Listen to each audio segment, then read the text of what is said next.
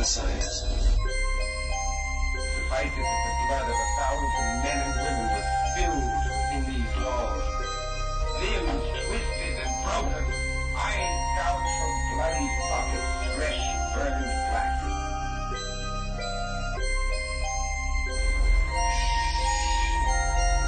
Please. The way to death. In death, there are no accidents, no coincidences, no mishaps, and no escapes. What you have to realize is that we're all just a mouse that a cat has by the tail.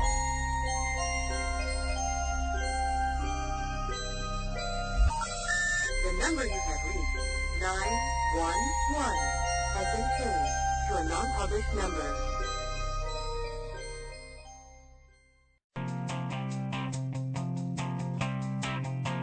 What's up, guys? Hey! Whoa, that's loud. Yeah, it is loud. Yeah. Down a little bit. It's okay. It's fine. We're fine. We're okay. Oh, yeah? Yeah, we're fine. I just feel really, really loud. It's okay, you are, but we're not really, really loud going out there. Chuck's got our problem solved. Guys, Chuck's here with us tonight. Chuck? How you guys doing? There's Chuck. Yep, he's our new producer guy, and he's going to be with us from now on. So, anyway, that's basically that. Tonight we've got David Farrant on with us. He's going to talk about the Highgate Vampire and what all went on there in merry old England in 1970, around that period in time. We're also going to discuss the British Psychic and Occult Society that he has formed and he is a member of. And we're going to talk about some of the stuff, witchcraft, black magic, white magic, the differences. We're going to talk about, what else, Trent? Help me out here. Oh, just numerous things, what the BPOS is doing now. We're going to talk about his book on the Highgate Vampire. Right. It's still available, contrary to public opinion. Right. So I guess we'll bring him on. David, how are you? I'm fine, thank you. Oh, it's nice to be there in person anyway. Oh, yeah. After I've been plastered all over your guest book. Oh, yeah, the guest book's gotten crazy yet again. Yeah. I'm sorry about that. That's okay, That's David. quite all right. We'll clean it up later. Yeah, okay, thanks. Yeah, I wish you would. Oh, certainly. Thanks for being on the show. That's quite an honor. Oh. Can you hear us okay? Yeah, I can hear you fine, yeah. Okay, great. Fantastic. Well, I guess we should start off, and for the people that don't know anything at all about Highgate and the whole business with Highgate Vampire, we should just give them a preface on that. Go ahead and tell our listeners what happened in Highgate Cemetery around 1970.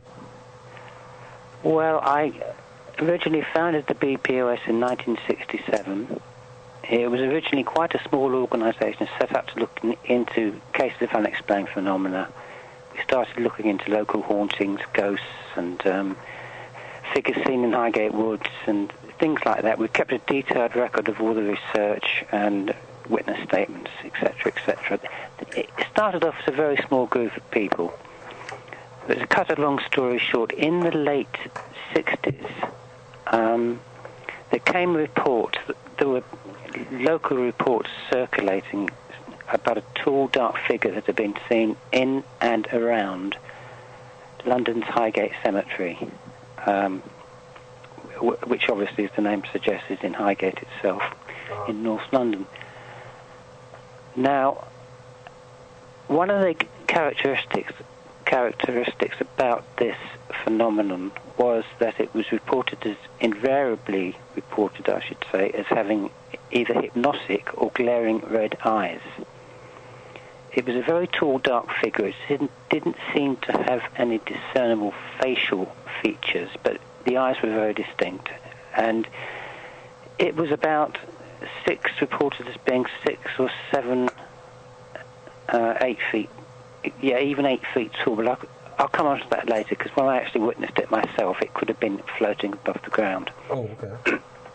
Anyway, I actually, it was the talk of Highgate, and I actually went to interview quite a few people that claimed to have witnessed it. One was an old lady who was living in a place called the Holly Lodge Estate, which actually virtually backs onto Highgate Cemetery itself. It's a huge complex of quite exclusive, very expensive flats. I was put onto her. I actually went to see her. Now, she told me that one night, following her usual habits, she used to walk her small dog up Swains Lane, which I should say is the lane that runs between the old cemetery, that's Highgate, the western one, and the new cemetery where Karl Marx is buried, which is more easily accessible. Anyway, the lane runs right up between the two cemeteries, and she used to walk up there up to Highgate Village and back with the dog. And one night, as she told me, as she passed the main gates of Highgate Cemetery, the dog, all of a sudden, its hackles turned up, and it started to growl, and it just turned around, and it tried to drag her back down the lane. It didn't want her going down there. Hmm? Oh, I'm sorry. I said it didn't want her going down there. It was trying to go back home. Yeah. Yeah, I think, and she looked up to see what had caused the dog so much distress, and she told me that she saw this tall, dark figure just inside the main gate, and she said that it had hypnotic red eyes. And all she said was that she felt that whatever it was distinctly aware of her. That was one side. Now, this lady was getting up, I should say, towards 70, so she's probably dead by this time, but this was in the autumn of 69. Okay. And I also was put in touch with another person who went into Highgate Cemetery, and this was in one afternoon. I should point out that in those days, Highgate Cemetery was open to the public. It used to open about 10, 11 in the morning until it got dark, and they used to ring a bell to sort of warn people that it would be closing in 20 minutes or something. Okay. This person was an accountant. He went in really, I think he worked in Highgate Village, and he worked in a local office there, and he actually went in really because he was interested in the old Victorian architecture. Just to kill time, I suppose, or something. And he said that Highgate Cemetery was very, very overgrown in those days. If you wandered off the main path, or the main paths, a couple of them, it was very easy to become lost. Well, this is exactly what happened to him. There is a large circle of tombs in Highgate Cemetery known as the Circle of Lebanon. It's a huge circle of vaults. Okay. And he was walking. It's a sunken circle with the pathway going around it, but he was actually on the top, looking down quite near the Circle of Lebanon. He told me that all of a sudden he became aware of something behind him. And, incidentally, although he was lost, he had heard the bell ringing, and he was trying to make his way towards the sound of the bell because he thought he could get out more quickly, yeah? Yeah.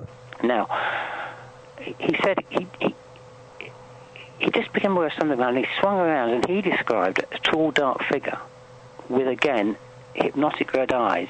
But he said this time it remained there a bit longer, and he said it was actually the temperature actually dropped, and he felt it was if the figure was trying to hypnotise him, and it certainly he felt as if he was being drained of energy.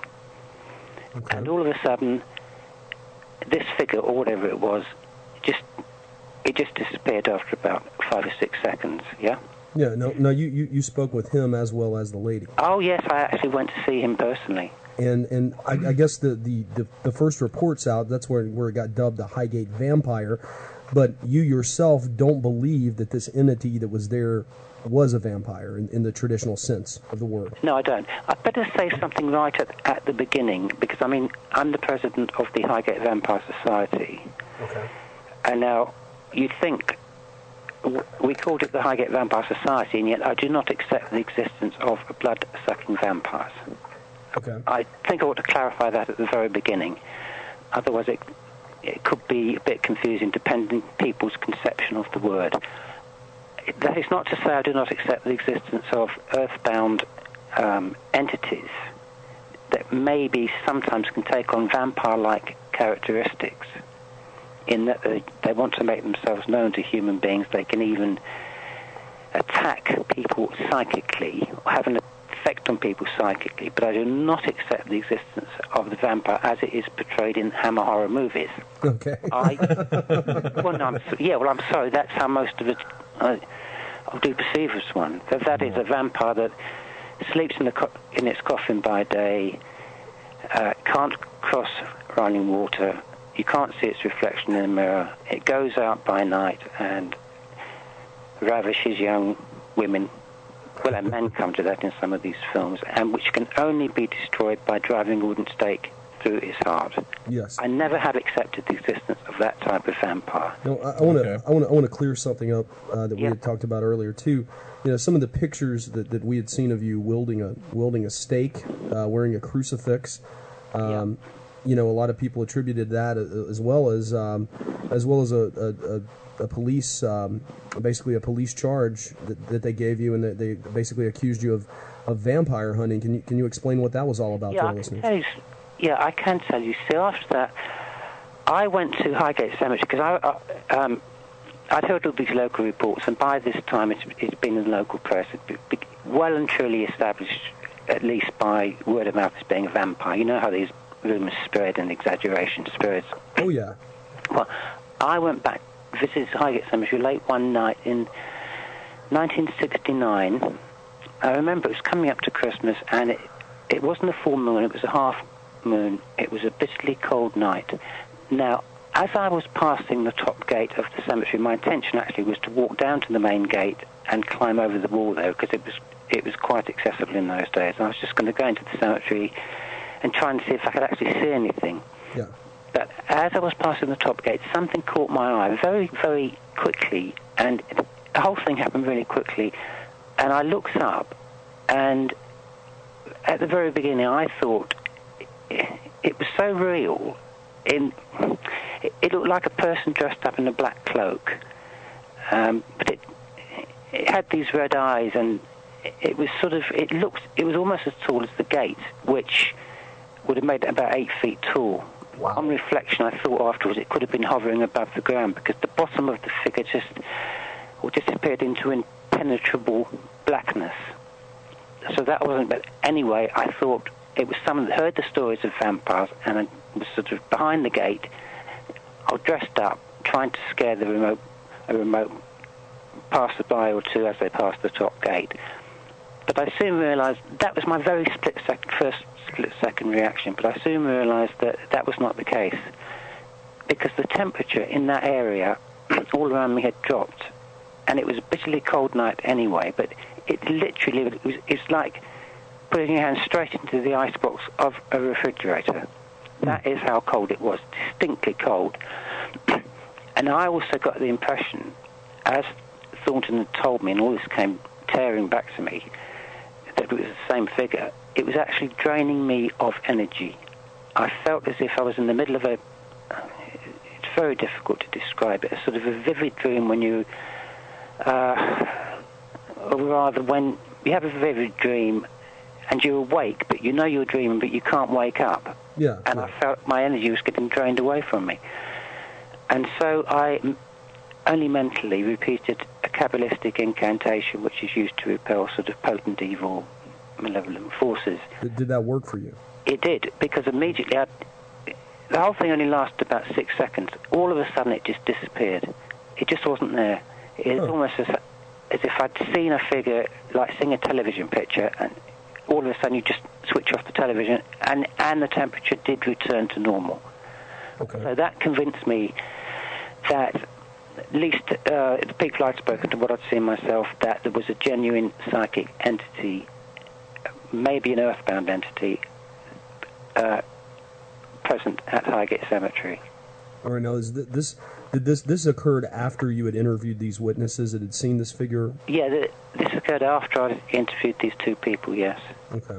And so you went down to check it out for yourself? I went down. Actually, why I went to the cemetery was to try and find some logical explanation. Okay, that makes sense. Now, is this the same night that you were apprehended by the police? No. I'll better go back, because around this time, this was in 69, yeah? Yeah. 1969 in December, early December.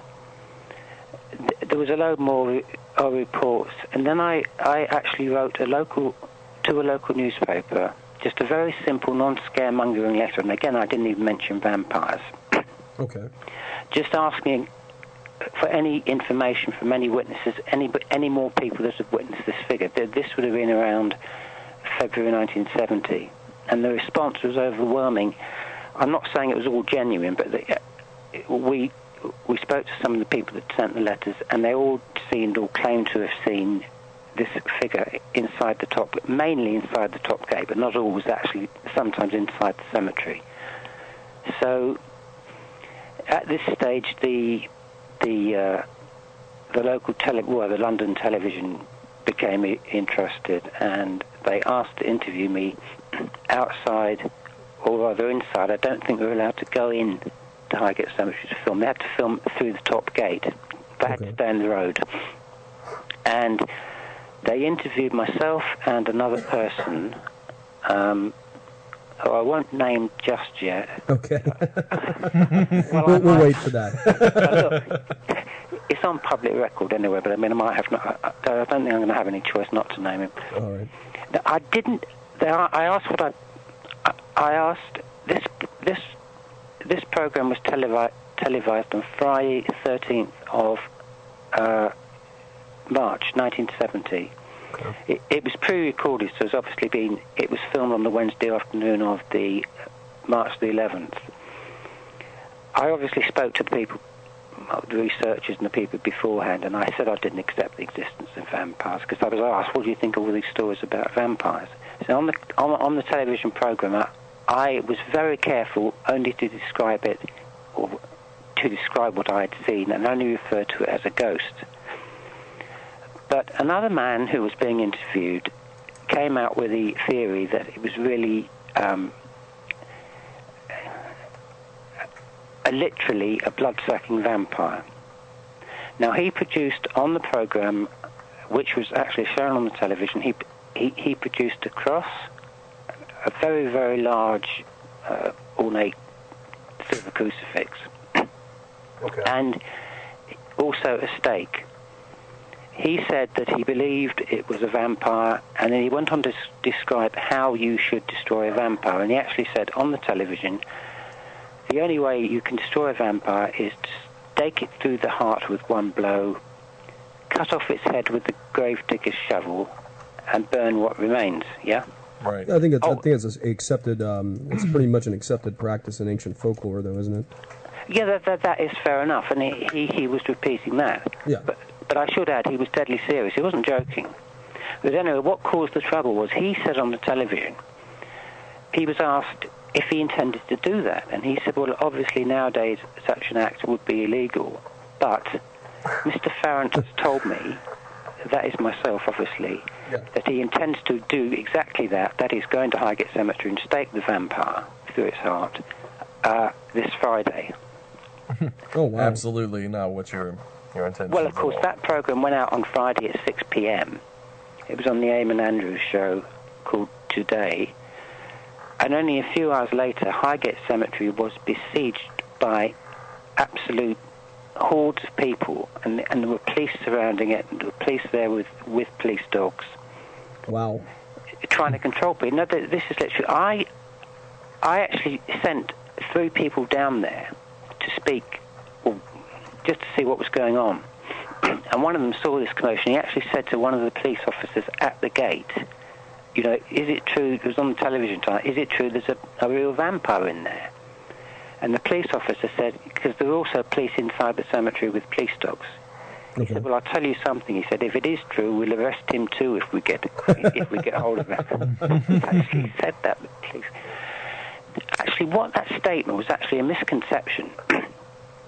I had actually said to a local paper, I was asked a couple of weeks before that, what would I do if it turned out to be a real vampire? And I said, if it turns out to be a real vampire, I said I shall take whatever means are necessary, should be necessary to deal with it. But that's the closest I ever got to saying it was a vampire, and I still didn't mean that it was a vampire in the Hammer horror movie type sense, yeah? Yeah. So, anyway, that was really, well, there were quite a few hundred people there. Now, I'll come back to this a bit later, Scott, because I don't want to sort of go off course here. But this other person on the television claimed to have recruited 100 of these people and led a mass vampire hunt inside Highgate Cemetery. Mm.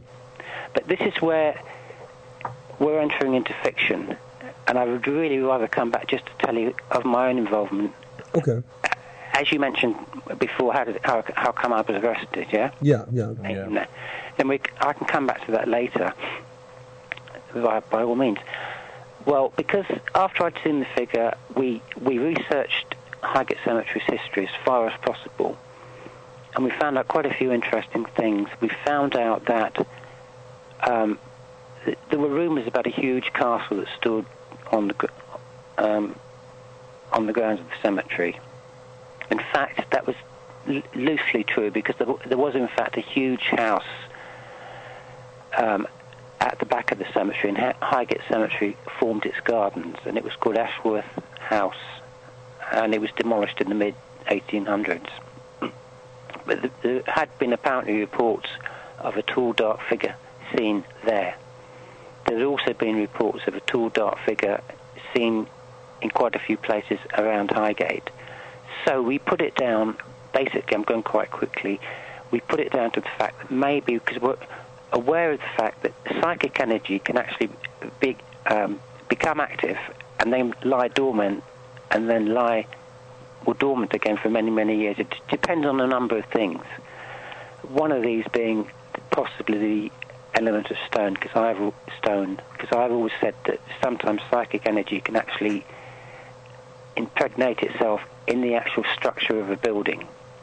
And if you disturb usually old buildings, if you disturb the structure of that building, like knocking down a wall or heavy renovation, things like that, it's very possible you can release that energy and it can become active again. That was one possible causation. But we also had people watching in Highgate Cemetery, at least 2 people at a time, armed with cameras, trying to get some photographic evidence of this entity. One of the 2 people we had in there, not the other one, but one of them actually claimed that he saw the figure momentarily whilst they were keeping watch inside the cemetery. So, armed with all this sort of mounting information, we obviously kept it all on record.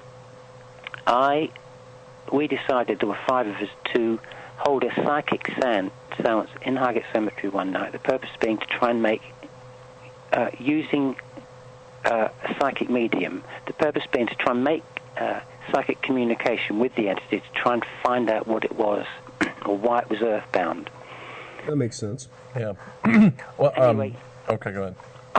I'm sorry. What were you going to say? Well, I was also going to, if I remember correctly, wasn't there a, I don't know what you call a group of them, but a group of Satanists working or operating in the Highgate Cemetery as well? Oh, yes. That is absolutely true. All right.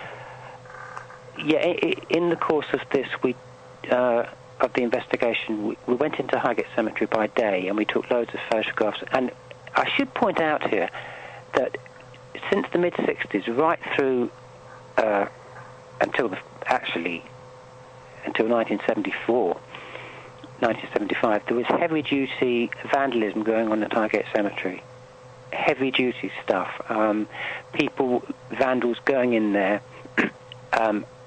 breaking into the Victorian tombs, often emptying out the contents of the coffins and just stealing all the lead.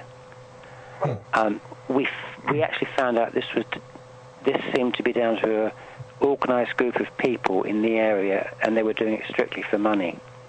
But also we found our evidence that the Highgate Cemetery was being used by a group of professional Satanists. We came across a small mausoleum hidden right within the heart of the cemetery, actually. It had a huge marble door, quite a big marble floor, stained glass windows, I think a couple of which were smashed by people throwing stones at them. There were no coffins in it. I mean, hence the name. It was just a mausoleum. But on the marble floor, and the door was actually open, or half open anyway. On the marble floor, we found a huge circle inscribed, inside of which was an inverted triangle, and at the points of the triangle, the burnt down stubs of black candles, and I mean big black candles, like they use in church, which actually showed that it was in constant use. And around the circle were the signs of the moon, that is the new moon, Saturn, and at the other apex was Mars, which in that particular combination is extremely lethal and is only used in black magic for people trying to employ some evil purpose. Do you believe? Okay. Do you believe? All I was going to say is we took photographs of that. Well, quite a few photographs, and I kept them for the record. And actually, I was asked about this by the local press at the time, and I actually said this. I warned against the dangers. In fact, I wrote quite a few articles around that time about the dangers of becoming involved in Satanism and black magic. And that's one of the reasons, actually, that prompted me to write that little series of articles. So there was a group of professional Satanists using Highgate Cemetery. There's no question about that. Now, after we exposed their activities, I began, and a few other people began to receive a spate of threatening letters from them. Now, they were actually warning us not to interfere with their investigations. And in those days it's changed now, but in those days you had actual postmarks of the districts on the envelopes. There were stamps here. Right. Some of these letters came from Barnet, some from Highgate, and other areas, but they're all from basically the North London area. Mm-hmm. And they were all signed in blood. Oh, wow. Wow. Now, this is true. I never got the rat. No, it could have been animal blood, which is not really hard to get hold of, is it? You could just buy a sheep's heart from a butcher. I don't know, because I never had it analysed. But all this was going on, and we decided to go back to Highgate Cemetery with the medium, and this took place in August, to try and make communication with the entity. We picked Thornton. We picked a sort of a flat place where Thornton had described seeing the entity. I had with me a very small portable tape recorder. I had my camera. Other people had cameras. We had candles. We had charcoal. We had incense, which was supposed to would have represented the element of fire. We all had small crosses, and I also had with me, which was to become the subject of really so much confusion. I had a stake attached to which was a piece of white cord. Well, let me stop you there for just a minute, David. We're going to have to take a short break. It's going to be about 5 minutes, and then we're going to come back and we're going to talk about the seance David Farrant had back in the 1970 in Highgate Cemetery in London. Right now, you can give us a call here if you want, 800-960-2289. You're listening to World of the Unexplained on the OmniSound Radio 1 network, and we'd also like to welcome some of our new affiliates here. You're listening to us on 99.1 FM or on Ghost Radio X in Australia. All right, keep it tuned here. We'll be back in just a minute with David Farrant after this. You're listening to the OmniSound Radio 1 network, bringing you the apocalypse with a twist of lime. www.omnisoundradio1.net.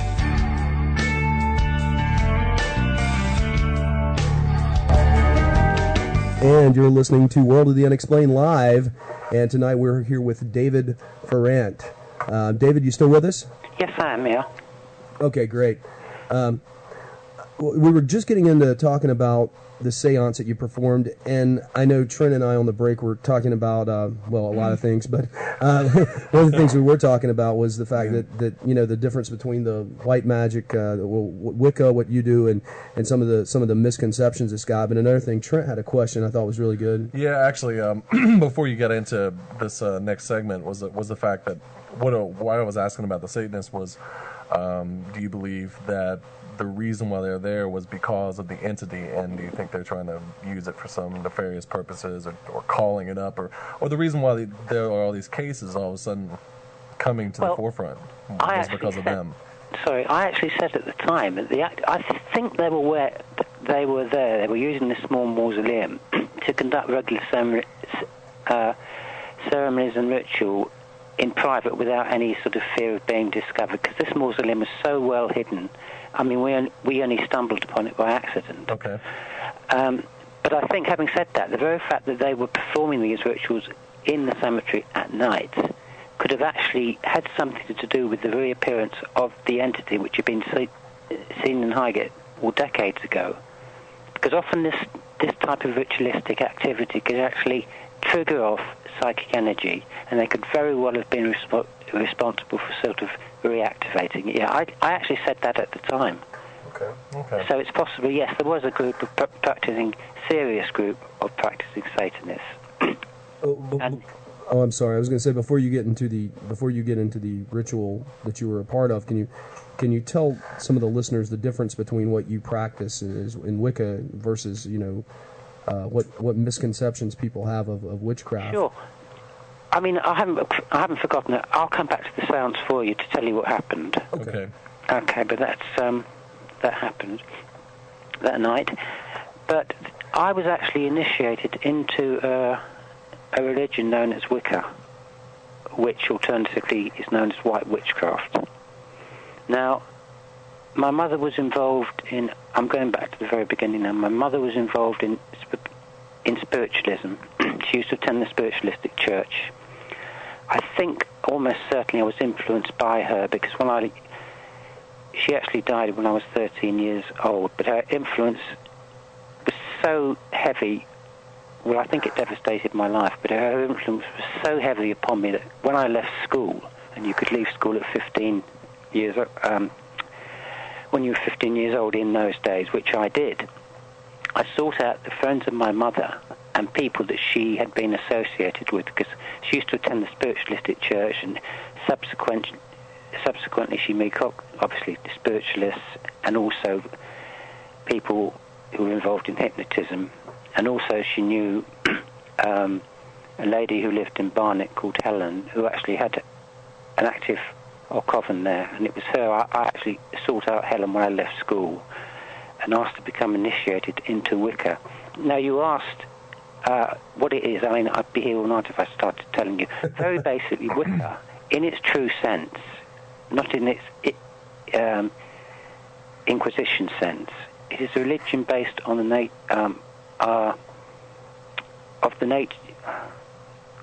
nature of laws in the universe and in the cosmos, which laws are also in ourselves. For example, other levels, deeper levels of consciousness. You're taught how to reach these levels, these other unused levels of consciousness, and to utilize these to come into contact with forces that are outside the human psyche, if that makes sense. I know it's a bit, it's put a bit oversimply, but then it's a religion based on the understanding of consciousness, the understanding of nature, in particular fertility laws, the driving force which gives nature its very existence, indeed which gives us our very existence. You're taught all that. It's a very, very old religion. I mean, Wicca, I actually believe, I've said in the past, I've written articles on this trying to explain it, and I've often been criticised, but I've said it was a religion that was actually in existence long before the early Christian church was established. So do you think, are there any connections then between it and native Druidic practices? Well, can I put it like this? For example, when the early church started to colonize England, well, and other countries actually, there was a practicing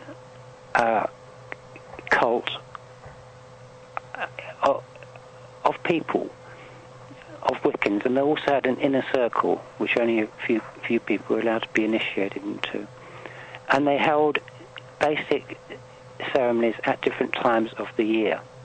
Now, for example, one of these pagan Wiccan ceremonies was at the Winter Solstice, which is obviously on the 21st of December, and it was symbolized by the elements, well, actually by holly and mistletoe, because these are obviously evergreen, and it was symbolic of everlasting life and of the old years dying, if you like, and then being reborn into the new year.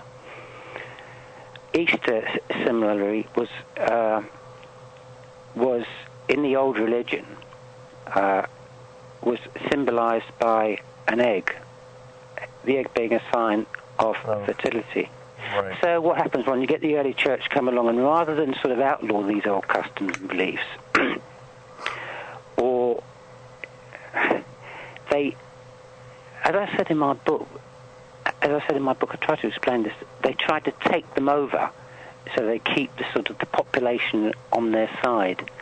So the Easter egg obviously became, or the old actual egg became replaced by the Christian Easter egg, and similarly with the holly and mistletoe, which were used at Christmas. But it all goes back a very, very long way to a religion which I actually believe, I know, was in existence long before early Christianity. But to go back to your earlier question, I put it really simply, sorry, but that is what it is to actually do with it. It has different grades, it has different forms of symbolism, but most importantly of all, it is nothing whatsoever to do with Satanism or black magic. Okay. Okay, that's what we wanted to clarify. Right. Let's distinction. Let's get back to the seance. That's what we really want to hear about. Okay, well, I'm afraid it's a bit of an anticlimax. Oh, come on. I'm sorry, but it happened as it did. Look, the idea was that the medium was going to cast a small circle on the ground, which we actually started to cast, and she would be standing inside the circle. We would have cast a small triangle just adjacent to it with the burning charcoal in it to represent the element of fire. And the idea was that she was going to try and communicate and make the entity appear in the small triangle, which contained the burning charcoal. We had a lot of things with us. But just at that stage, we heard a lot of commotion. We were quite near the back of the cemetery, which this circle of tombs, the Circle of Lemon, is. We heard voices, and then we saw flashlights being shone into the air, and obviously it didn't take much to realise that it was the police. Yeah. Not good. No, well, no, always bad. They've been keeping an eye on Highgate Cemetery because of all the vampire stories. How they knew we were there that night, I don't know. But the other four people, they had a car down by the front of the cemetery, or rather, should I say, at the side of the cemetery.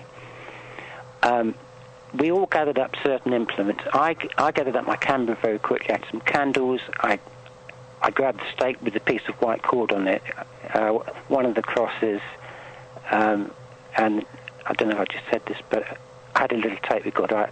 I grabbed hold of that, and we all headed off. They went down the main path, intended to turn left to the side of the cemetery, which they did, and they got a car. I lived closer. I live actually in the direction which the police were approaching. Now, luckily, the police had come over the back wall. I thought if I slipped, I could slip by them a little further up to the right, because I happened to know a family who lived in a large house in South Grove, which backed onto Highgate Cemetery, at least its garden did. I thought if I could just get to that wall, because I knew the house, it was easy to climb over, and once I get in their garden, I should be relatively safe. Then I can just leave through the side gate. If they caught me, I'll just say, look, I'd have just told them what happened. Anyway, it never got that far, because I was caught by a flashlight, and I was arrested. Yeah. And I got taken to Kentish Town Police Station, and I was interrogated. Now, during the interrogation, the police had obviously, yes, they knew about the TV thing, they knew all the they knew my name had been in the local papers, and they didn't regard me very favourably. Right. Yeah, but that's all. They didn't actually recognise me. They didn't know who I was, so I gave them a false name. All right. What was the false name?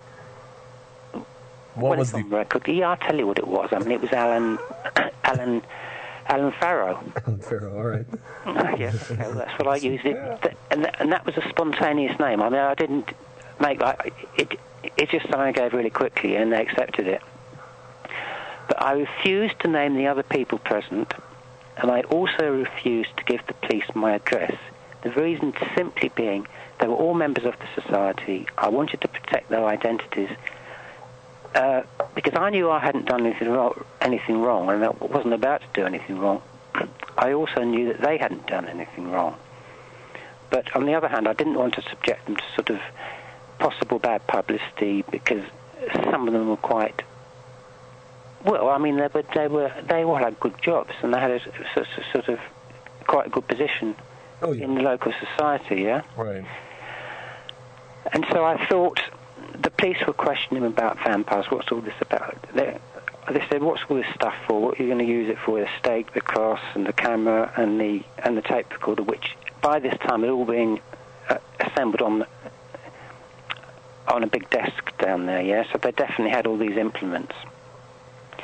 No. Can you tell our listeners why you had a stake with you? I'm sorry. I did say before though that the stake had a piece of white cord attached to it. Yes.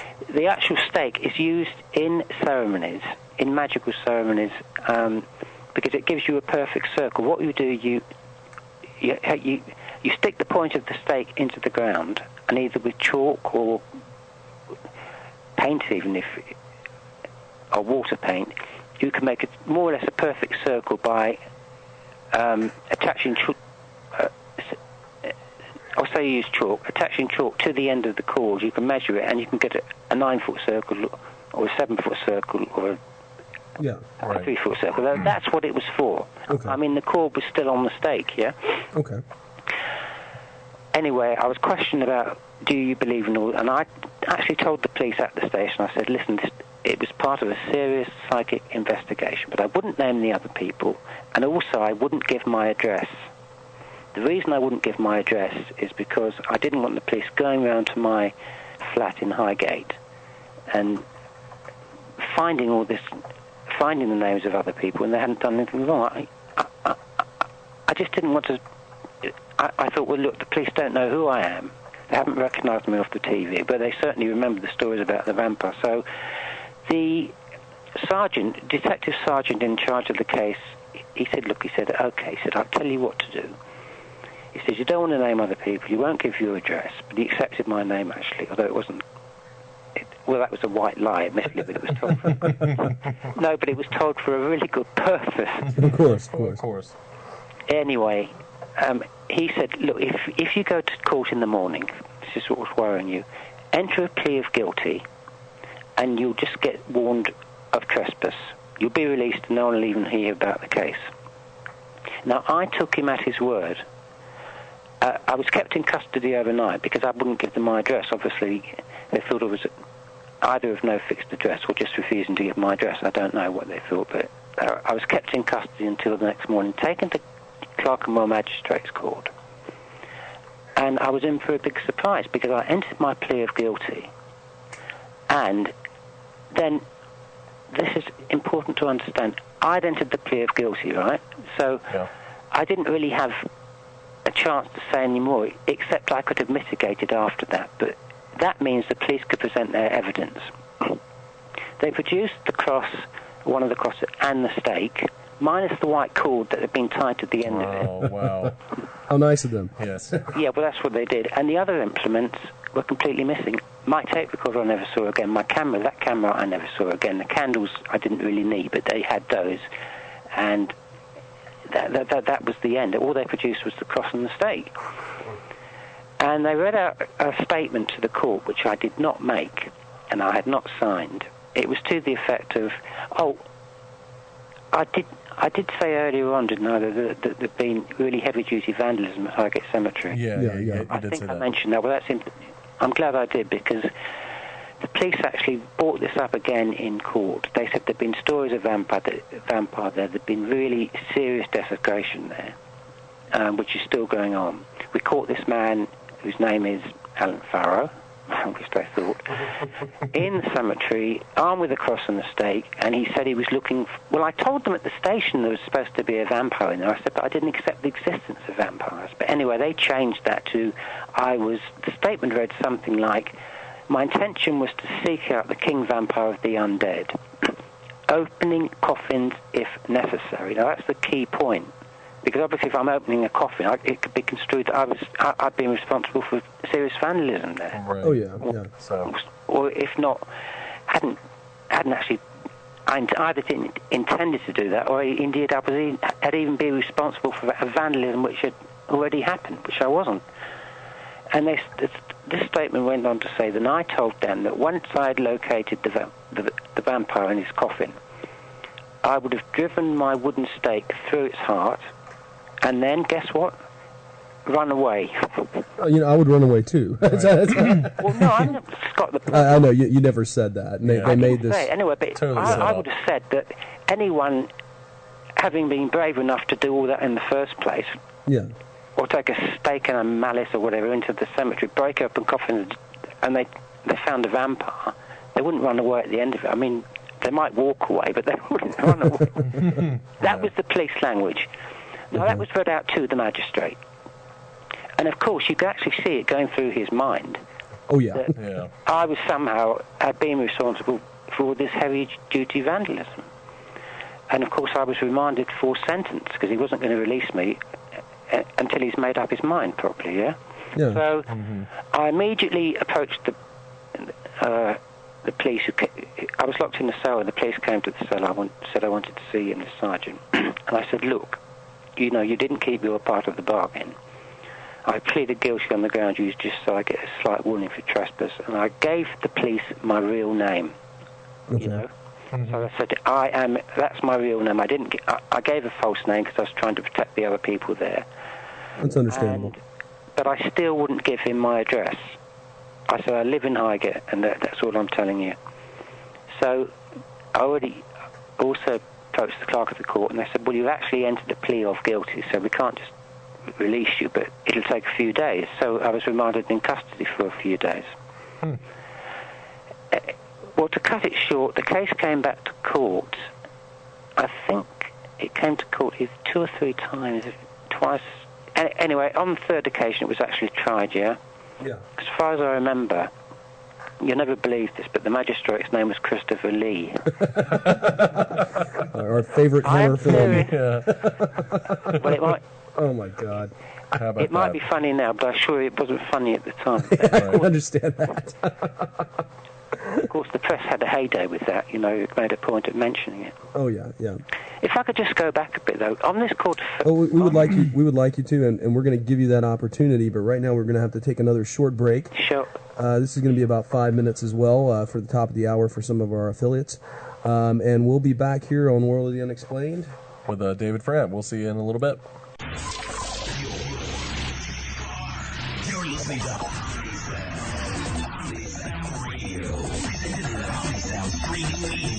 We came, we saw, we kicked some serious ass. Right here, baby.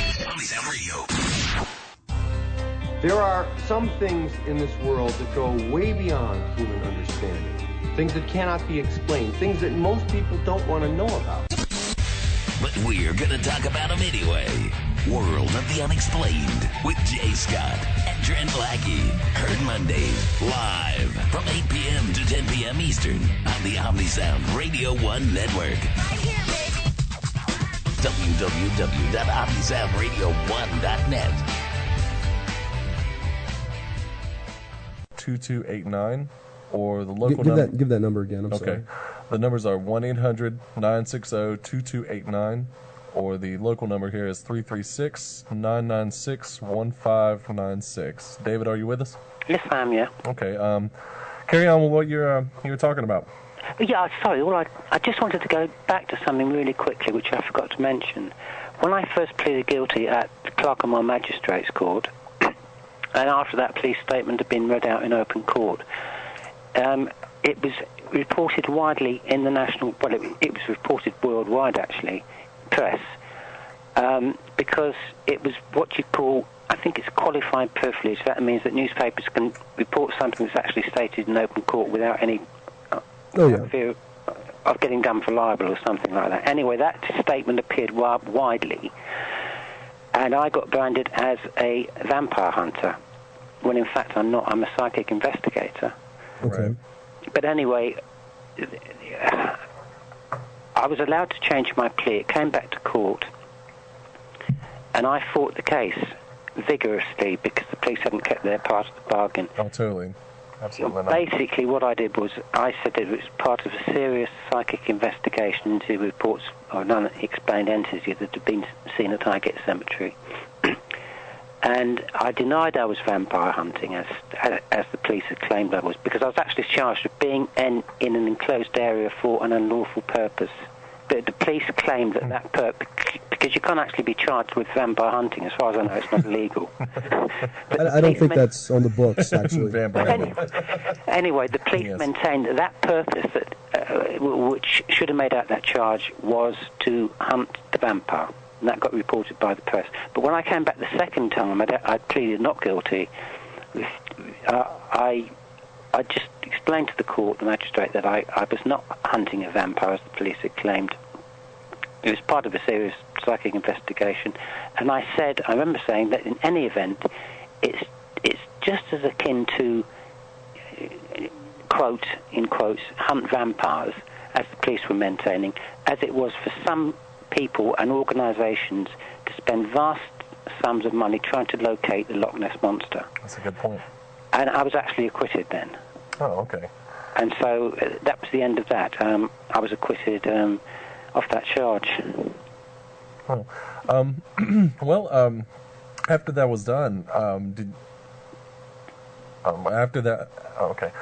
that was done, did you guys go back in and try to recreate the communication? Well, I forgot to mention that also the court ruled that Highgate Cemetery was not an enclosed area in the strict legal sense. Mm-hmm. He added that. Oh, and the magistrate ended up by saying he accepted to being on television, accepted my version, but he did end up by saying in court to me, if I thought for 1 minute your intention had been to interfere with coffins, you would not have had this outcome. So he was quite satisfied that I was telling the truth. Oh, yeah. But your second, as it had been ruled in court, there was not a enclosed area in the strict legal sense. Yes, we did carry on trying to get some more evidence of the vampire, but in the meantime, the BBC television picked up the thing because of the court case. Okay. And this goes back to what you were saying earlier, Scott. I think you said something like, you claim not to accept the existence of vampires, but why then are all these pictures of you holding crosses and stakes and all this sort of stuff? Yeah. Right, well, that's a fair point. But the point is that having heard about this, the court case, obviously got in the press, BBC approached me and said, look, you've been acquitted. Well, we want to go into Highgate Cemetery, which is a lot easier to get permission to film in there in those days, especially if you were the BBC. Right. And they said, would you mind us talking about the court case briefly, about the figure that you saw, and would you mind being filmed in the cemetery, sort of holding a stake, holding a cross, and wearing a crucifix? Huh. Okay. And I said no.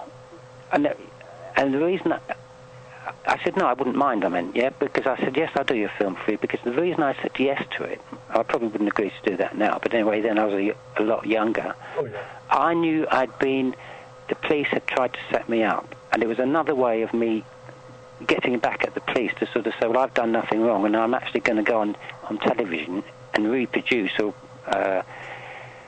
what you were trying to find me guilty of. So I actually went on the TV film, which was filmed, and it was shown, and guess what? The same person that was on the first TV film, the ITV, was also invited to be filmed by the BBC. And this person, again, we were filmed completely separately.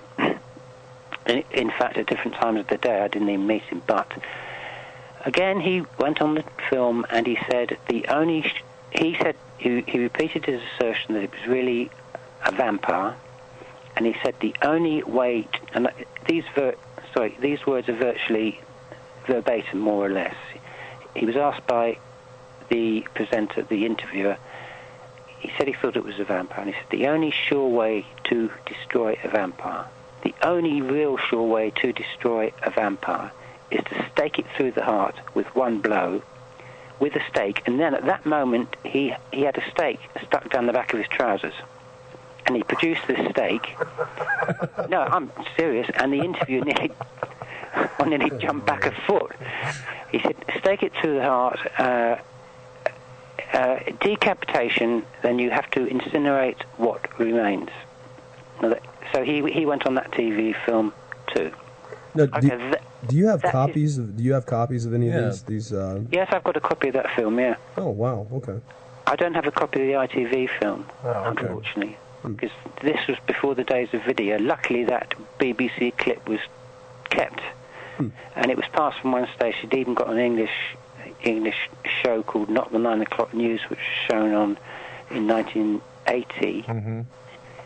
And it also got, you had a series over there, I was on that, called Fang versus Fiction, which is on your Sci-Fi channel. Oh, okay. And I was on that too a couple of years ago, and they actually used, obviously I put them in touch with the BBC. I said, well, it's not my copy of that, but if you contact them, and they actually used a clip of that film on there in America. Right. And they also, no, they didn't use it, but it's also on a TV show you've got over there called Strange Universe. I don't know if that's... Oh, yeah, I'm familiar with Strange Universe. Yeah. Anyway, I was on that. Anyway, but getting back to the BBC thing in Highgate, this other person said he was convinced it was a vampire, and he produced the cross and the stake, as he did to the early ITV programme. Anyway, that's his problem, if he wants to say that, and if he wants to believe that. I don't think it was setting a very good example to people. It was sort of encouraging people to go into I mean, the vandalism is bad enough.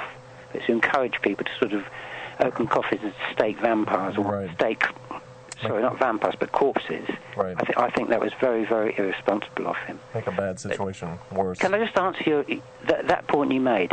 So when I did the TV thing, I've been accused, well, nowadays, especially by one particular person, in fact, solely, really, by only one particular person, using other names to sort of try and give an impression that other people are asking the same question. If you didn't believe in vampires, what on earth were you doing on TV with the cross and the stake in glorious colour, which was quite new in those days, with the very implements that are traditionally used to destroy vampires? Uh-huh. My answer to that has always been, look, I did that because the BBC wanted me to represent the whole thing. I'd become known as a vampire hunter. And they wanted a sort of reconstruction of vampire hunting. That's what they wanted, was their angle. It's great for ratings. I mean, you have to admit that. Why not? And my answer to that has always been, look, if you have an actor in a horror movie, a Hammer horror movie, for example, playing a vampire hunter, it doesn't necessarily mean that he believes someone playing a vampire is a real vampire. It just doesn't follow. Neither does it follow, say, that the late Peter Cushing, in private, really thought that Christopher Lee was a real vampire. Yeah. I was playing a role because that's what the BBC wanted, and I was doing that. I was sort of doing it as a way of saying to the police, okay, well, you tried to set me up, so I'm doing this in public now. That's all there is to that, really, Scott. Okay. I mean, I hope that did... Yeah, that's fine. That clarifies everything. I was just, like I said, our message boards have gone crazy back and forth, and a lot of those postings from the Vampire Research Society, Bishop Sean Manchester, I know he claims to have actually went to Highgate and staked the vampire that was there, and we're going to actually have him on June 12th for all our listeners that are listening. Good luck.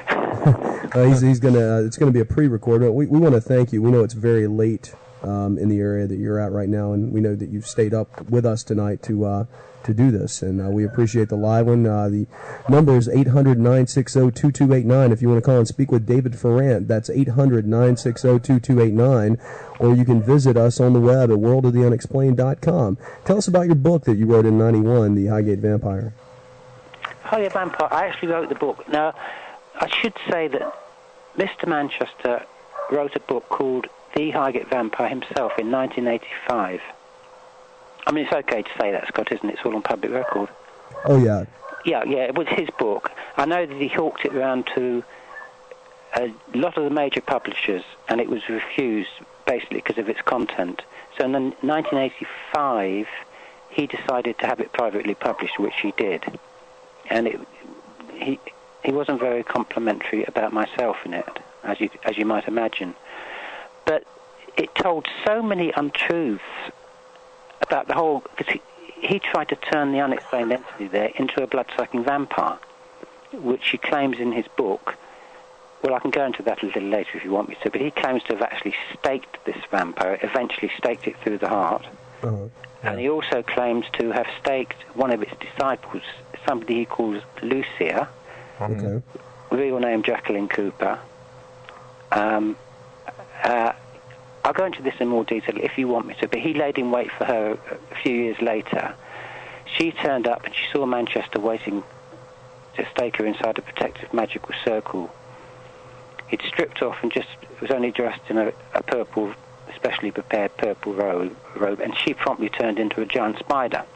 Which he then killed. She was staked through the middle, yeah. Yeah. So he put all this virtual nonsense in his book, which had nothing to do with the genuine investigation. And so I wrote Beyond the Highgate Vampire, that I first brought out in 1991, to sort of put the record straight, to give the testimonies of witnesses, just to say in effect what really happened without trying to sensationalize it, and without, saying that I agreed real vampires of that type existed. As I said, the book was first published in 1991. It's gone into 4 editions now. So it has sold quite a few thousand copies. I don't know why you can't sort of get hold of it in America. Maybe because it's because of currency difficulties, all that sort of thing. But it's certainly in England. You can order it at any bookshop. You can get that through your website? I'm not very good on websites. Okay. Catherine Fernley, that's my very, very, very, very close friend. She does all that for me. But I understand you've got a link to our main static website, I believe. Yes, we do. Oh, you put on future guests to see his website. Click here. Well, you click there. That'll take you to the main website. But then if you go right to the end of the main website, you'll come onto our message board, and it says, click here to see the message board. And if people click right at the end of that, it'll take you onto the message board, and somewhere on there, on the main page, there's a heading called David's Book List, and that's got all my CDs, all my DVDs, and all my titles and everything of the books on it. Okay. Okay, well. So we could possibly, they could get in touch with you from there to order, maybe to make an order? It's got an address on it. It's got an English London address on it. Okay. Very good to know. So if you want to order this book or any of the other CDs, DVDs, you put out some DVDs?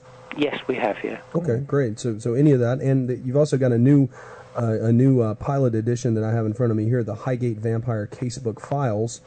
I guess that's available as well. Oh yes, that's available. Yeah, that is only a pilot edition to the main edition, which is coming out in September.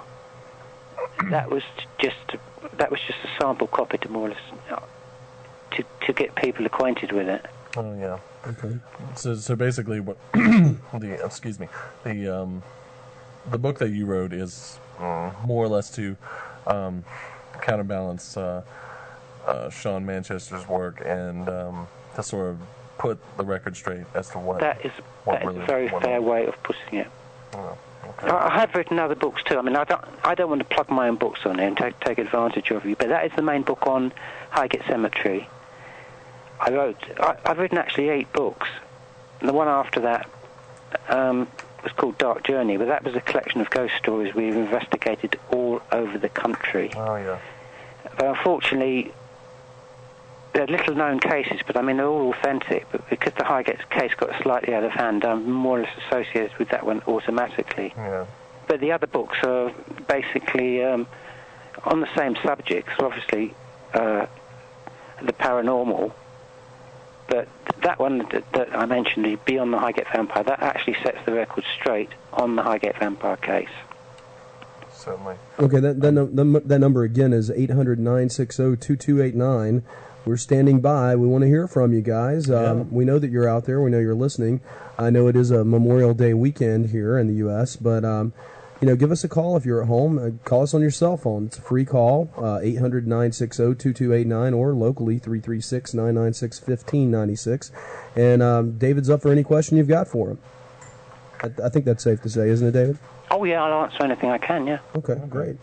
All right, let's get into some other things. Trent, what else you got there? Well, I think we'd like to talk a little bit about your organization, the British Psychic Occult Society. Is that correct?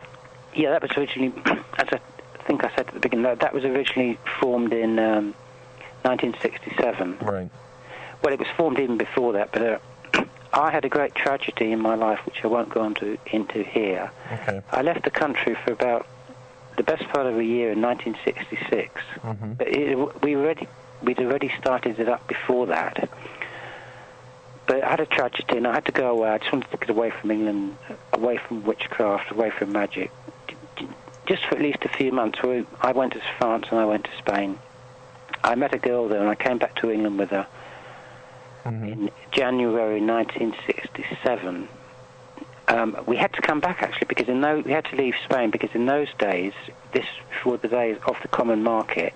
Mm-hmm. You were only allowed, in the days of Franco, you were only allowed to stay 6 months, and then you had to get your passport stamped for another 6 months. That's if they allowed it, yeah. But we were about 2 weeks over, and we got our passport stamped, and we slipped out of Spain. I was back in England, so I organised.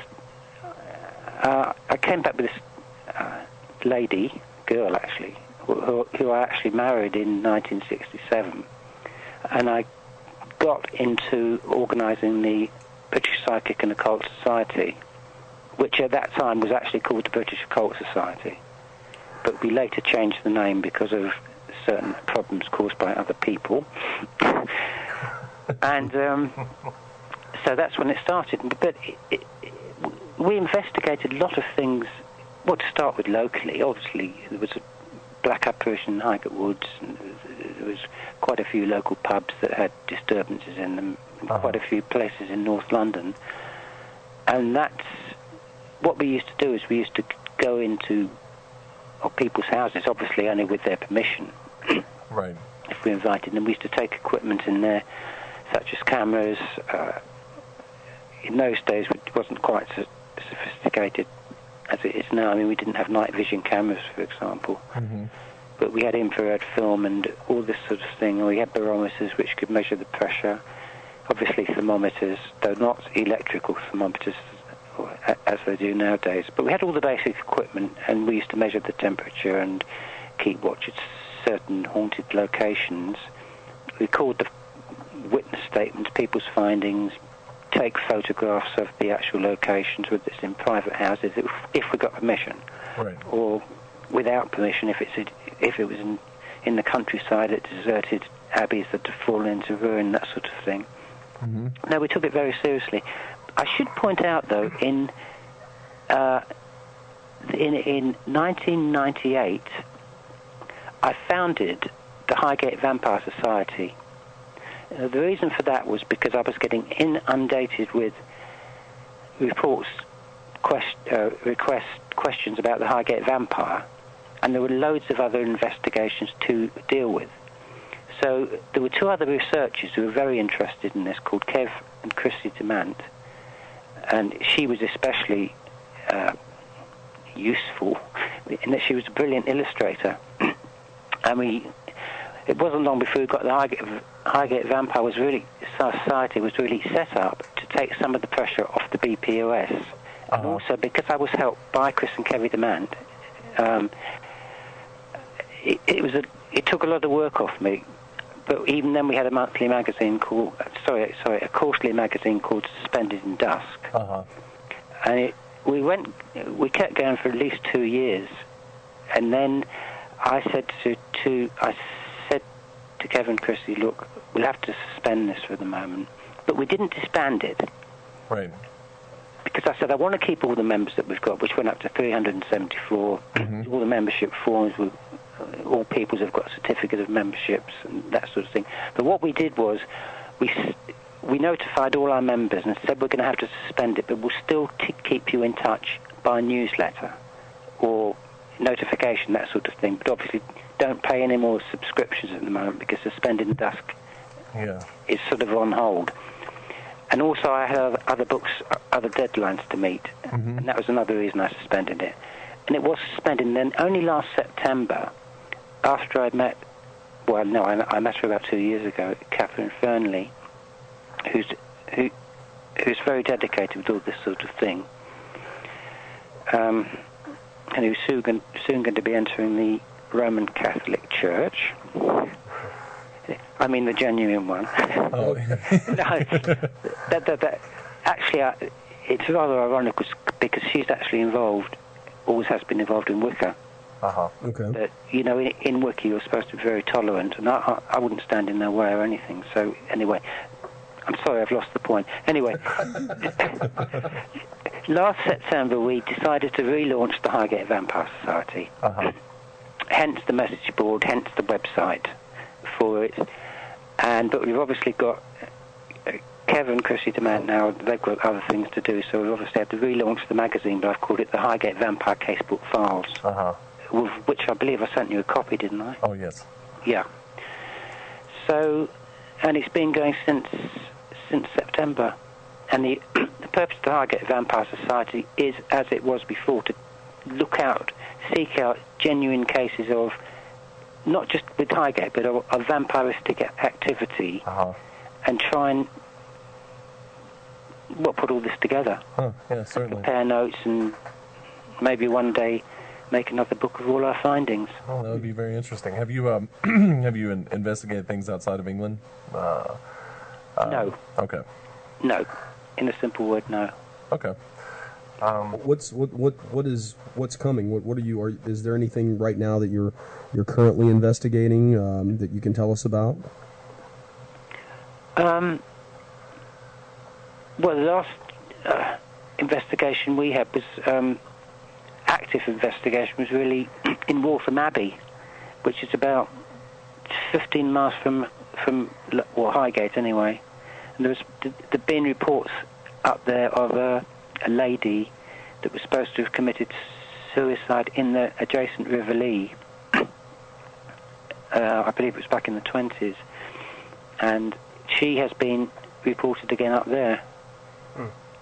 But we sent vigils up, but you don't really need our permission there because it's actually all open to the public even at night. Okay. Well, that makes sense. I was going to say, what about the newest? There was something, I think you said in 2005, there were reports about another sighting. Oh, sorry, Scott. Yeah, I completely overlooked that. A year ago, back in April, there was a report of fresh outbreaks of the spectre, which was seen at Highgate in the early 70s. Now, one report which reached me was there was a lady who actually lives in Highgate, but she was driving up Swains Lane one evening, and as she got, I know it just got dark, it hadn't long been dark, halfway up it, she saw on her left what she first thought was a tree, and she thought, oh, that's dangerous, because it was a huge tree branch which she thought had broken off a tree, and it was actually sort of adjacent in the lane, leaning against the wall. And as she got closer, she realised it wasn't a tree branch at all, it was actually a figure. A tall, dark. David, We I gotta hate to pause. interrupt you. We've got a got a caller call. here. You sure? Yeah. Hi, caller. You're on World of the Unexplained. What's your name? Where are you calling from? Hi, it's Laura. Oh, hi, Laura. How are you? Hey, Laura. Good. I'm good. I had some problems getting through. I guess I was dialing the wrong number. Ah. Great show, by the way. Thank you. Thanks. This is a very interesting topic, and just wanted to ask a question of your guest. I think it's interesting that that you're having to go through kind of a discrimination. That's the way I want to look at it. Maybe it's not really that way, but the fact that there's been this intermixing of of the Wiccan symbols for ritual with something that has nothing to do with what you were doing. I never thought there would be any kind of discrimination like that in England, but do you find it to be true over there, that kind of discrimination against Wicca? Laura, yes, I do. I mean, I was actually taken to court. I haven't mentioned this on here, and I don't really intend to, for 2 offences at Highgate Cemetery, which the police then alleged related to witchcraft. And I got all the usual nonsense in court from the police that they suspected that I held black magic orgies and all this sort of thing, which just wasn't true at all. But they were repeating what had been ingrained in their sort of consciousness about this sort of thing. This prejudice is, I mean, you really got to look back now to the Middle Ages, right? If you like. This actually went on then. It didn't only go on in this country. You have all the Spanish Inquisition, for example, and witches were literally put to death in their thousands all over Europe. You know, if not hung, they were burned alive. Right. Some of the most outrageous atrocities, were attributed to them. And I've actually said that I'm quite sure that that persecution has not changed. It might have become more civilized. Well, we no longer burn witches. That's true, okay? Right, but we think little, probably nothing, of accrediting them with the same crimes and absurdities that they were accused of all those centuries ago. I don't know why. Maybe it's a part of human consciousness. Maybe it's a part of the way people fear the unknown. Add to that some bigots in the church, whether the Catholic Church or the Anglican Church or other churches, saying it's all the work of the devil and all this sort of thing. Some people are very gullible, so no, I believe that unfortunately that persecution still goes on today, and it certainly goes on as far as I'm concerned.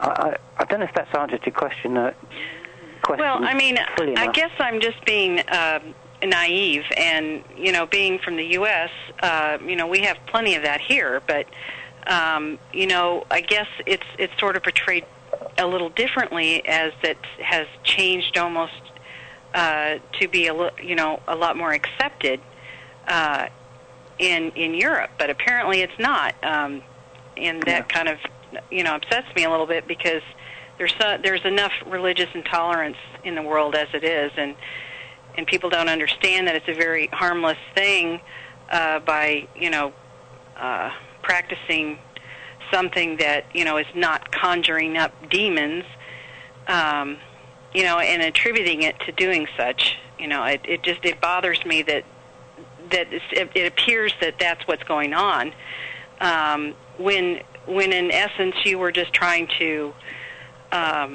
investigate something.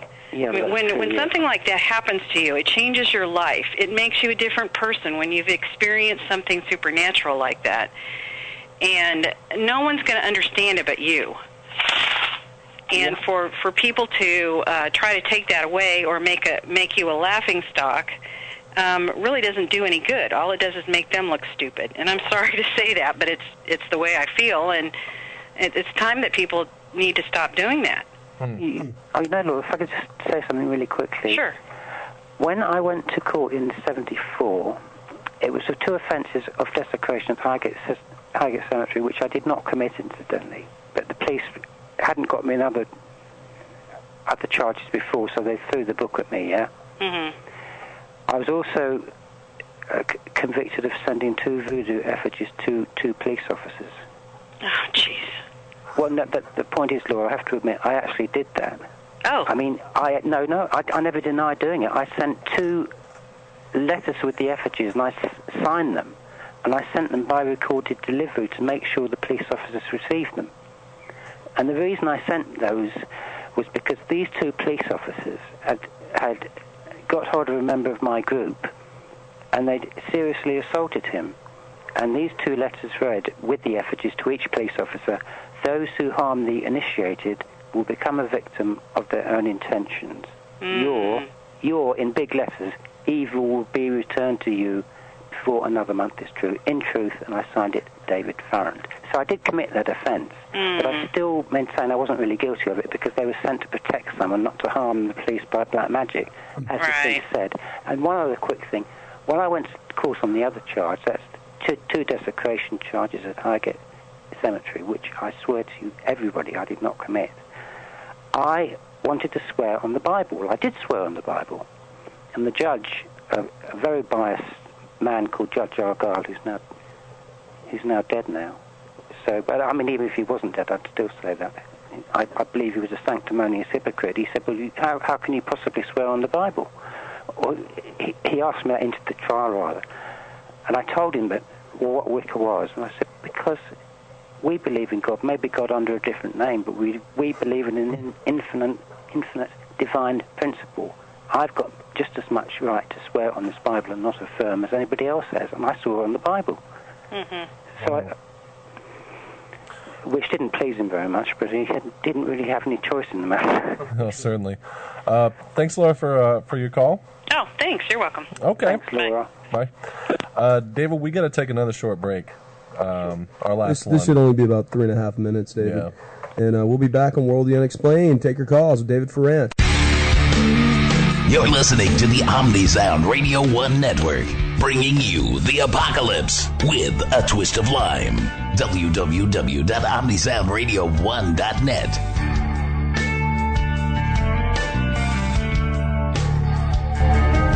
And we're back here on World of the Unexplained.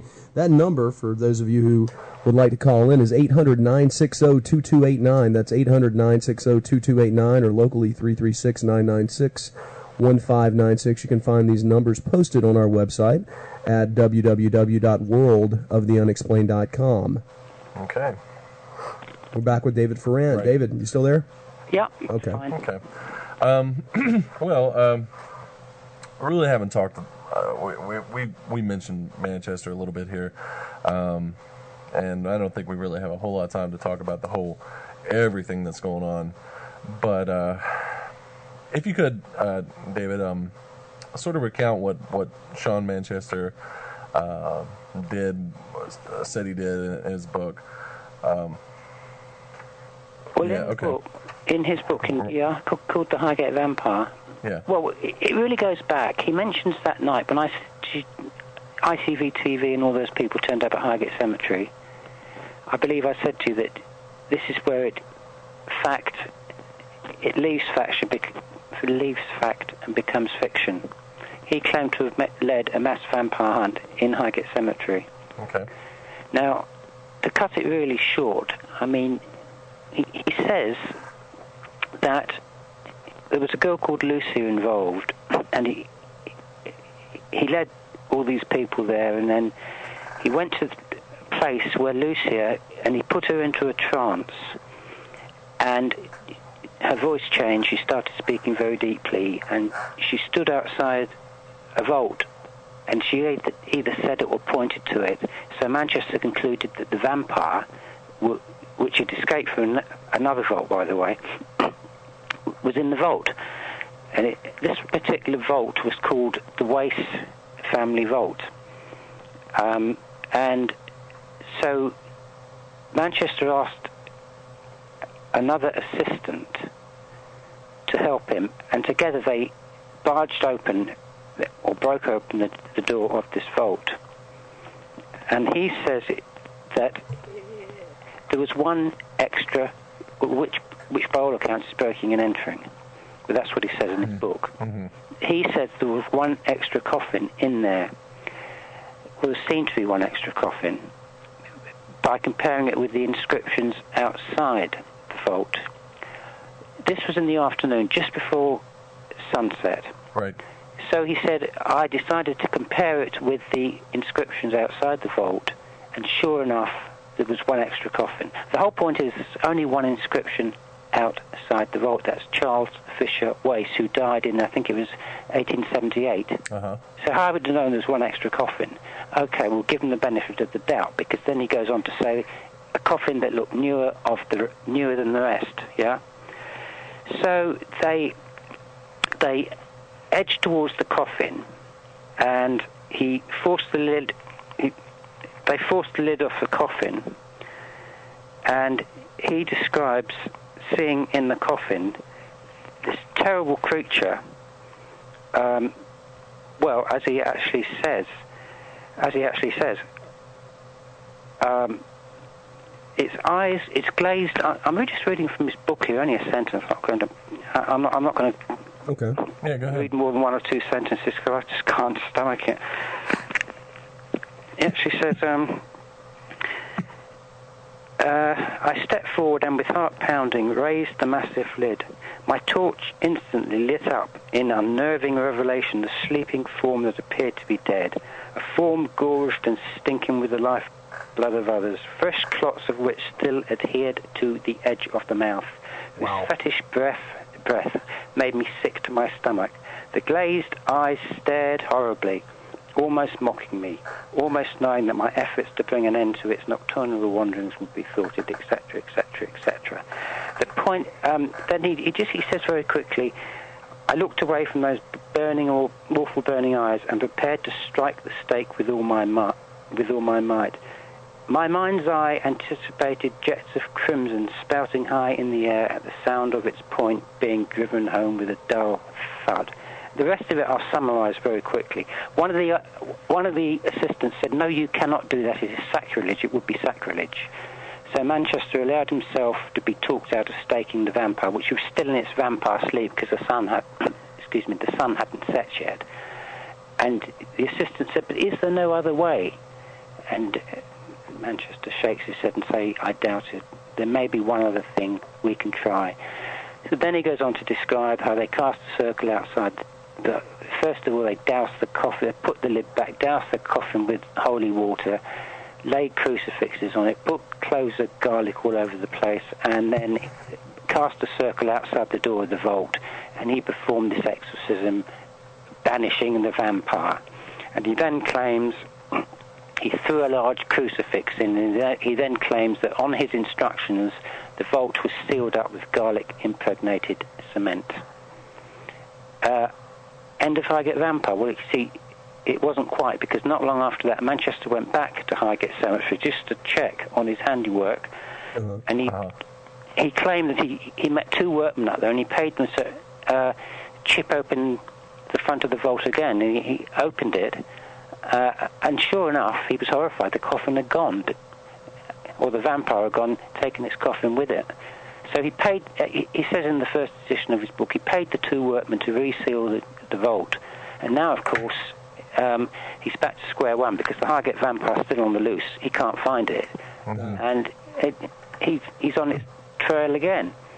To cut a long story short, he eventually found it in a deserted Gothic mansion house in Crouch End, which is about a mile away from Highgate Cemetery.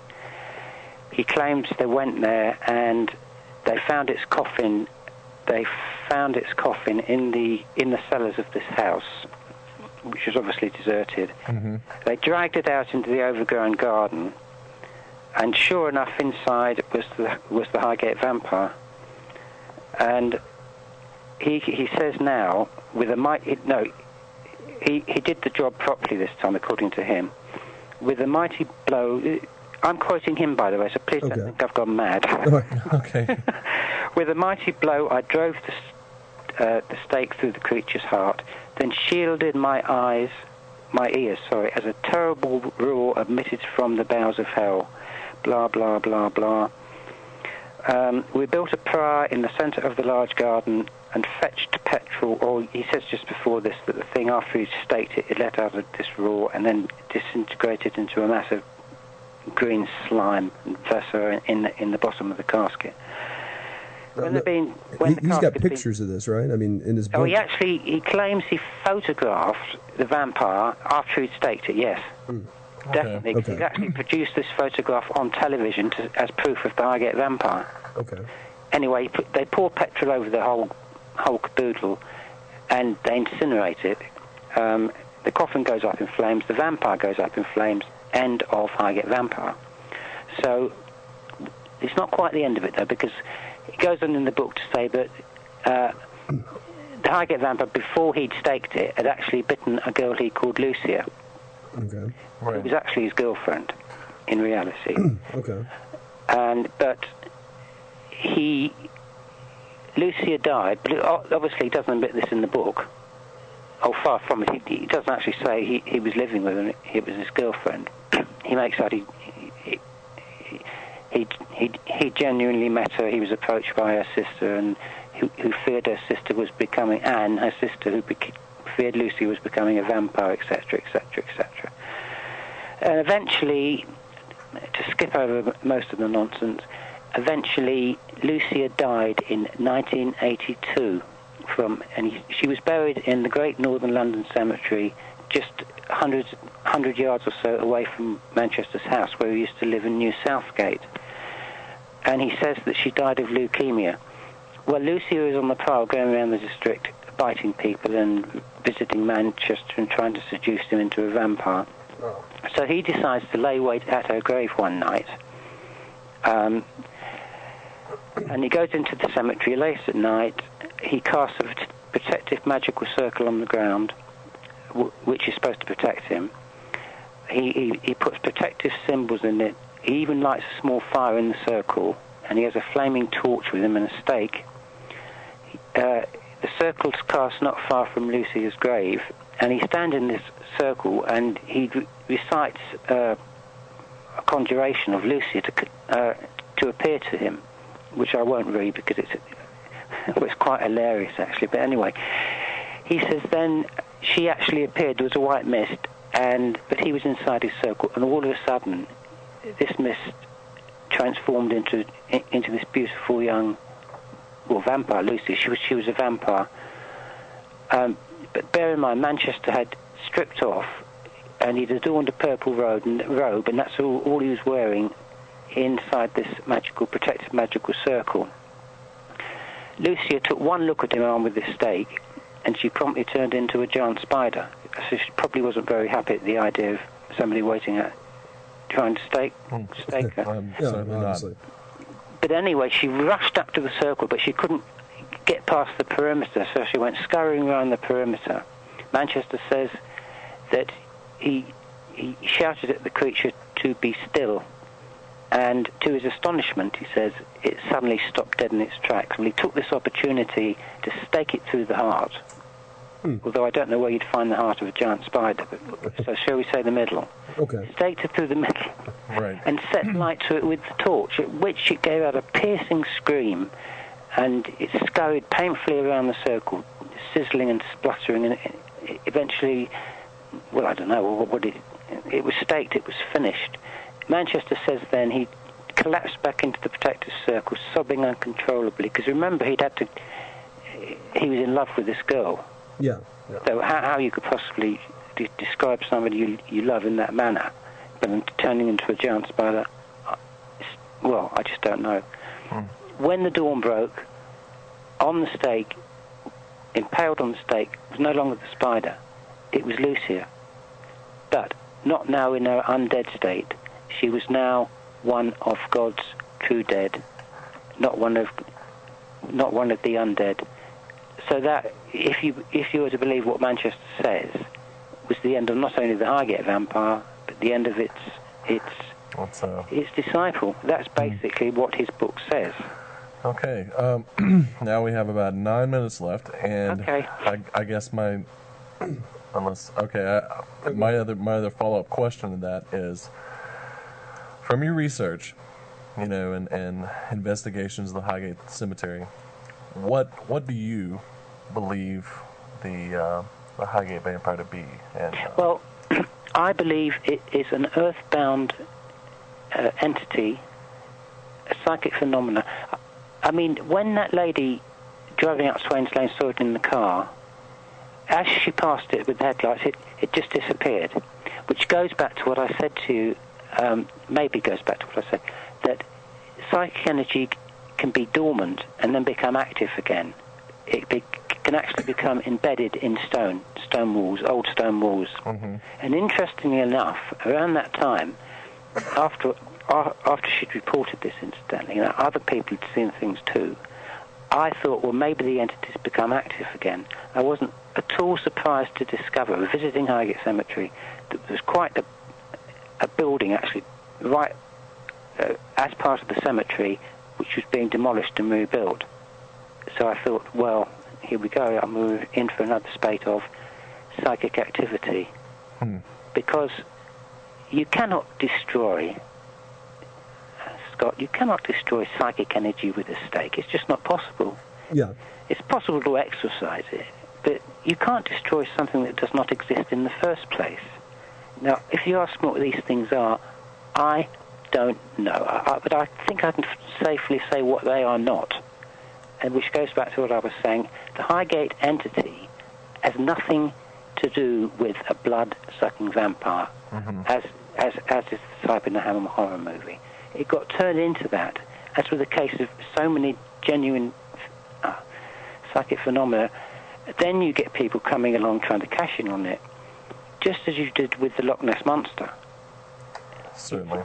No. Now, I don't know whether the Loch Ness Monster exists. If it does, I don't believe it's a sort of psychic thing. It might be a creature left over from the Ice Age that's breeding in the cavern or something like that. Mm-hmm.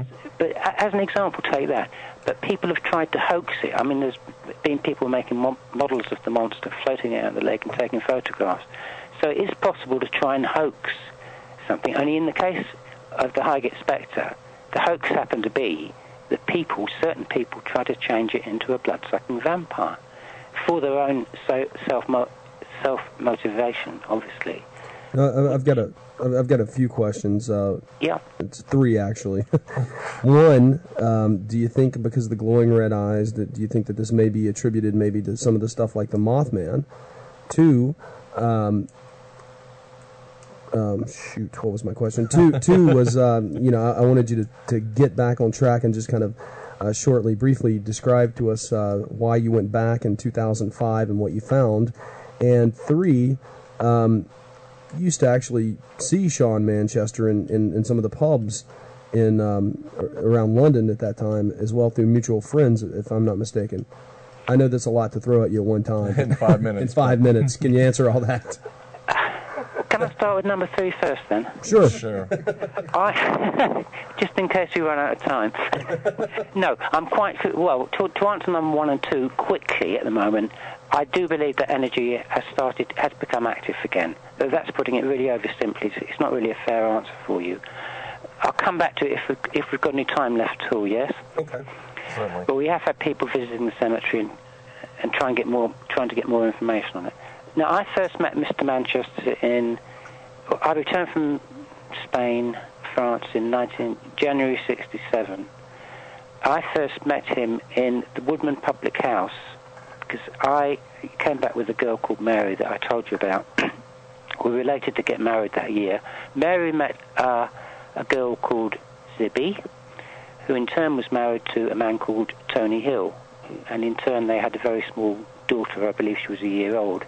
And because of that, Mary used to gossip and natter, as ladies do. No offence. This is not meant to be offensive to ladies at all. They used to natter about kids' clothes, and because by this time Mary was expecting a baby. And, anyway, it turned out in the Woodman pub there was this character, individual, who used to play the saxophone on a small platform at the end of the saloon bar. There was only 3 of them. I think there's one on the electric guitar and one on the drums. But it turned out that Zibby's husband, Tony Hill, knew the person on the platform. So in between the breaks, I was with Mary and Tony and Zibby. This person would come over, and I was introduced to him. Tony Hill knew I was involved with investigating psychic phenomena, and when this person learned that, he just couldn't leave me alone. This was slightly before the main outbreak of the vampire activity, but he was asking me all sorts of questions about other investigations, and I must be honest with you, Scott, I just didn't trust him from the very beginning, and so I didn't tell him very, very much. But we got to know him quite well, and I even used to go around to, this person's name, as you might have guessed, was Mr. Shaw Manchester. Yes. And we used to go around to his house. I used to go around there with Zibby and Tony Hill. Actually asked us around there for dinner, and that's when I introduced to Jacqueline Cooper, who Manchester called Lucia in his book. But I'm going back now to 68, 69, which is quite incredible, when Manchester claimed in the book that he didn't meet me until the television appearance in March 1970. He adamantly declares that he never met me until we met during that filming. Yeah. Notwithstanding that there was a picture of both of us together on the front page of the Ham and the High a week before that television transmission took place. Wow.